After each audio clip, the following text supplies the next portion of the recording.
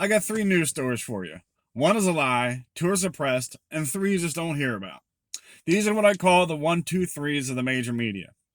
First is the Capitol Hill police officer that was killed during the riots on January 6th. Now, I say killed because that's how it was reported. It was reported that he was struck by a fire extinguisher, and this is how this man died. Well, as it turns out, it is not how he died. He did die as a result of the riots, but it wasn't because of a fire extinguisher. So the story goes, and it's come out, that the man got bear sprayed or pepper maced, whichever they decide to use, those officers there, when dealing with these rioters, and then he went back to his office, was having issues, and died. So there's your lie. 2, suppression. Good old governor of New York, Mr. Cuomo. Now, back in the beginning of the pandemic, Governor Cuomo wrote an order that any sick individual that was in a nursing home was to be returned to the nursing home, which in turn killed 38,000 senior citizens in the state.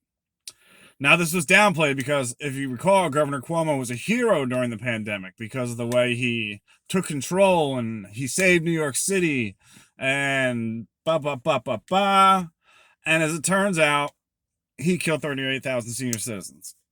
Good job, Governor Cuomo. He's actually being investigated by the FBI at this point. But the issue with that is we see how FBI investigations go. They don't go real far when they're one-sided. 2, Hunter Biden's laptop.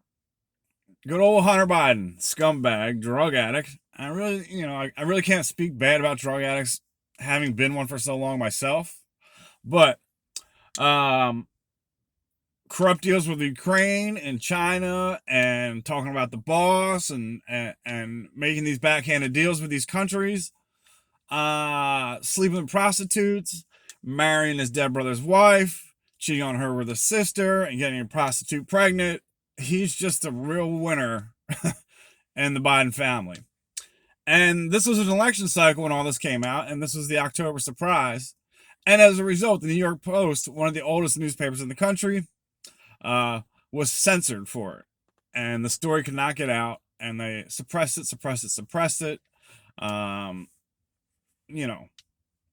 Censorship. That's the way of the world today. Censorship through media, censorship through social media.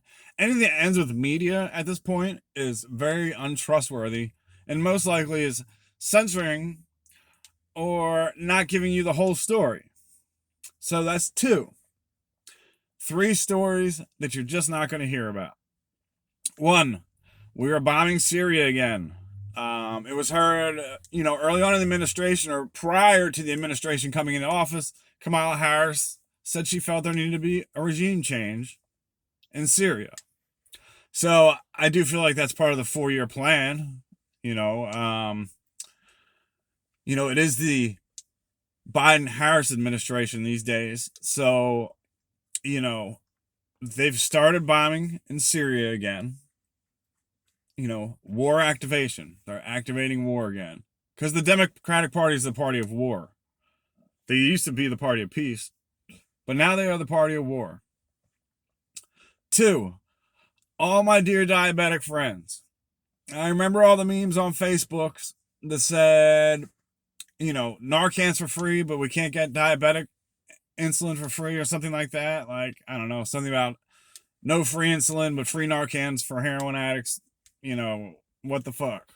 Well, as a result of that, Donald Trump put a price cap on insulin to bring the cost of insulin down so it's affordable for anybody. Good old Joe Biden got rid of that executive order. And again, there is no cap on insulin medication, and the prices are starting to go back up. 3, Ukraine. Good old Ukraine. So much about Ukraine. So much about Biden administration in Ukraine. The revolution has restarted in Ukraine.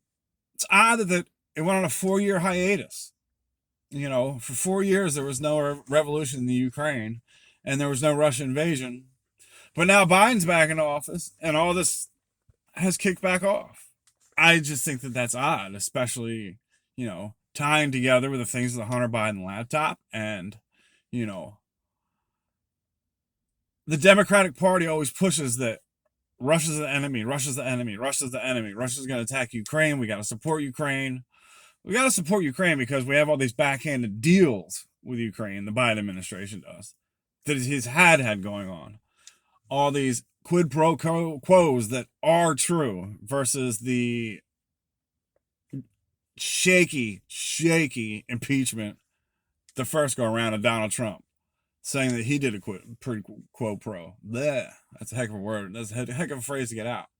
So it's interesting that they tell you Russia is the enemy and we need to support Ukraine, and Ukraine is having another uprising while we do backdoor deals with China. So Russia has to be the enemy when you're doing all this corruption with the Ukraine government.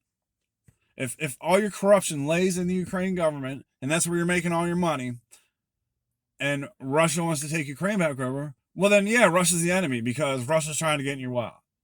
So, there you go. Those are the 1, 2, 3 of the news media.